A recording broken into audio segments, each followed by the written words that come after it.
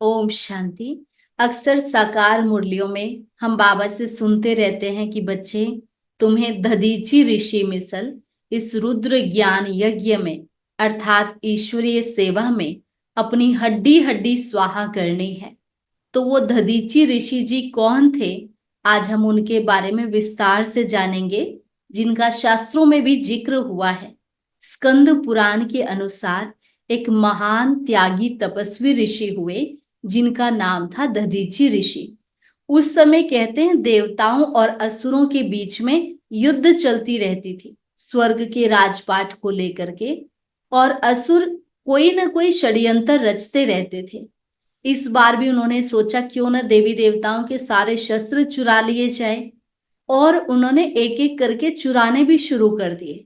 जब देवी देवताओं को इस बात की भनक लगी, पता चला, तो उनको चिंता हुई और उन्होंने इनको सेफ स्थान पर रखने के लिए एक स्थान ढूंढना शुरू कर दिया। और इस बात को लेकर के वो दधीची ऋषि जी के पास पहुंचे कि आप हमारे इन शस्त्रों को अपने पास सुरक्षित रख लीजिए।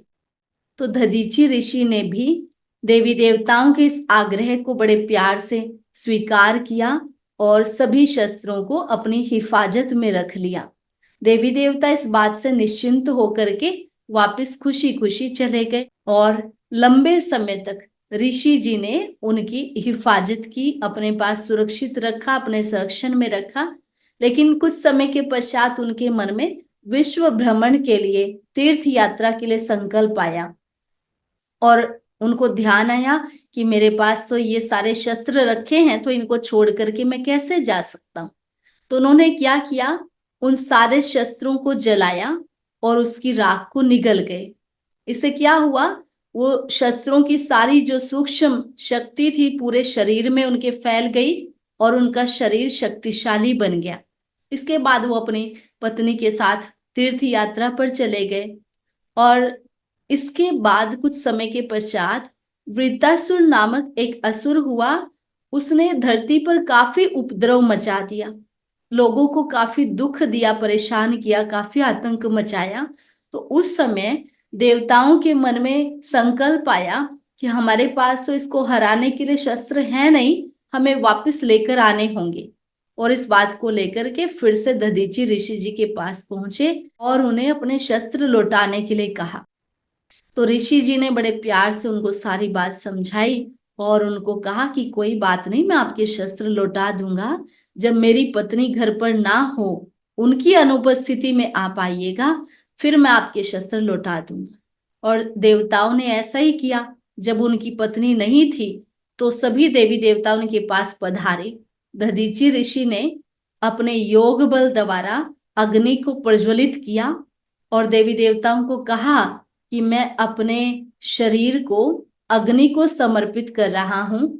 आप जो भी मेरी हड्डियां बचे, इनसे शस्त्र बना लेना, इससे आपको कोई पाप नहीं लगेगा। ये त्याग मैं स्व इच्छा से कर रहा हूं।